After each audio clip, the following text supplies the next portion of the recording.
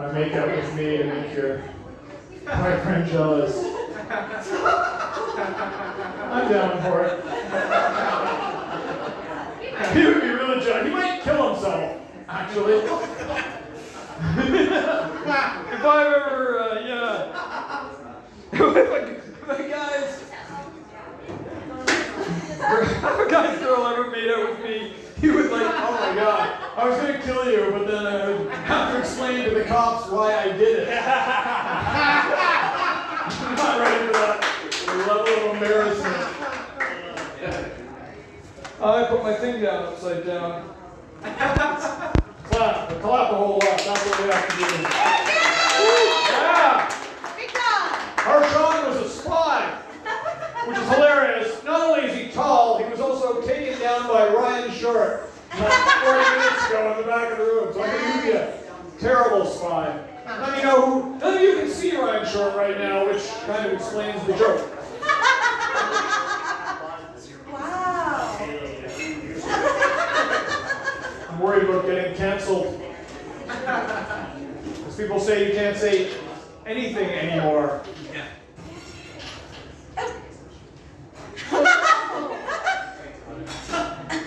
Anything anymore. Yeah, that's right. I live dangerously. Oh, you're going to like the next one. Believe me. I grew up in the 80s, so there were lots of names that people of my name have. Now that doesn't matter, except that I dated a woman named Catherine. My sister is also named Catherine in my phone. So now,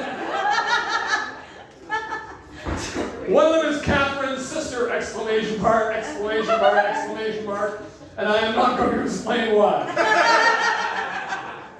There are a lot of Catherines.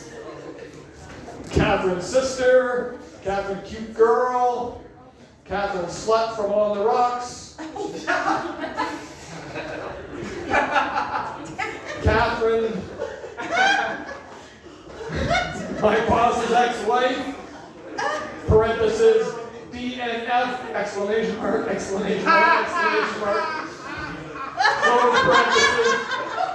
No, seriously, I mean it, don't do it no matter how much she is.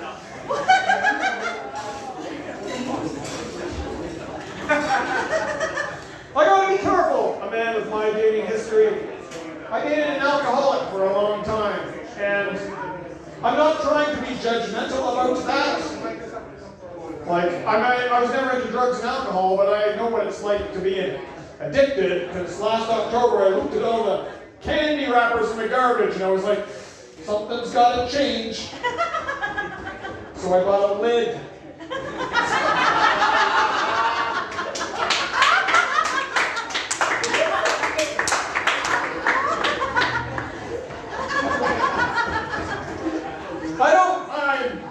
I don't want to, again, not judgmental, I still do drugs and alcohol, I just do it maturely, like an adult, like camping, twice a year for 72 hours straight. And I'll tell you something about dating an alcoholic. It's a lot like dating a werewolf. She was a very nice lady until the moonshine hit her.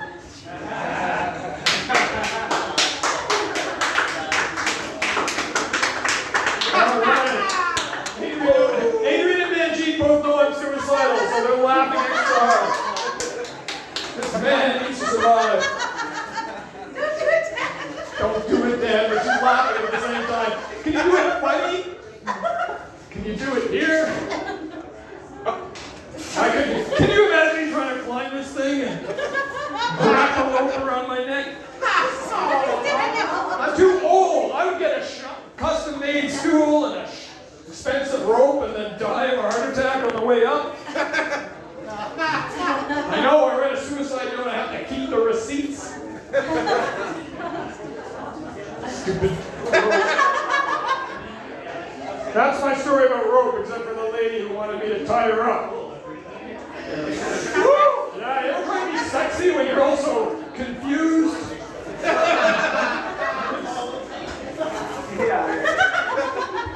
But hey guys, I don't want to get off track. I was talking about werewolves. Well, alcoholically. Because that's what it's like.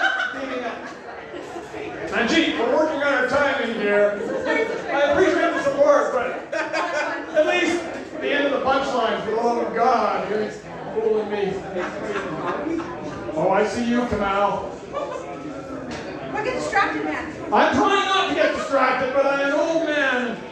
I've dated werewolves, women, alcoholics. And this is the thing, it's kind of the same thing, dating a werewolf and an alcoholic, and the same thing. You ever try it? Dating an alcoholic is like trying to bite a werewolf and turn them back into a human. I don't think any of this part's going to work, but because that's the problem with dating as an old man, is you've been bitten by so many werewolves and vampires and zombies, and you've bitten people back, because that's what you do when you get bit. Sometimes you bite each other, and then you can't let go, and that's what keeps you together. It's not that you're happy, it's just you can't open your jaws. But it makes it hard to move on to someone else, because you don't want anyone to see your bite marks, because you know what happens when you get bitten by a monster, you turn into a monster. But you've been bitten by so many monsters, by the time you're 50, you're like, I'm a zombie, werewolf, vampire kind of weird thing, and the last thing you want to do is let anyone see your monster. So that's dating, just hiding your monster from people. Which is stupid! Because the very thing you want is not to hide your monster, you want people to see your monster. And accept it. Accept it real good.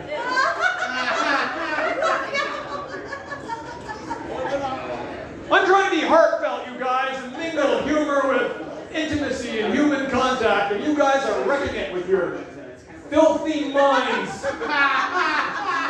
God love you for it. I don't want to be bit by a monster. You learn. I got a weird thing in relationships. I learned that there are some people who are not mean to the people they like. That's how I learned to show affection. You just say the meanest thing possible. Call them the N-word. Okay, maybe not that. That's his Dutch aunt. What did you do that for? I'm like, I was being nice. My love language is emotional abuse. Oh wow, we really make a good time here. We're almost through the whole bit.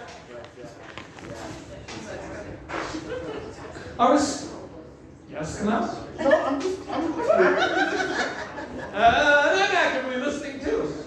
That's what's strange doing comedies. You don't really get to listen to people. You're just expected to talk the whole time, which is not my specialty. You know what? Pardon me, I'm doing great. Oh, thank you so much. Yeah, look at that. You got an applause for it. I got to end very quickly on the non-funny stuff. It's kind of ironic in some ways, comedy, because we're trying to make strangers laugh, but we spend 80 to 90% around the same comedians and the same regulars at shows, which is crazy. We don't appreciate the people we actually, because it's supposed to be bad to make other comedians laugh and do things to make the regulars laugh. You're supposed to do things that will make strangers laugh, which is kind of stupid. Like, in no other area of life are you like, oh no, don't worry about your mom and the people you love most in the world.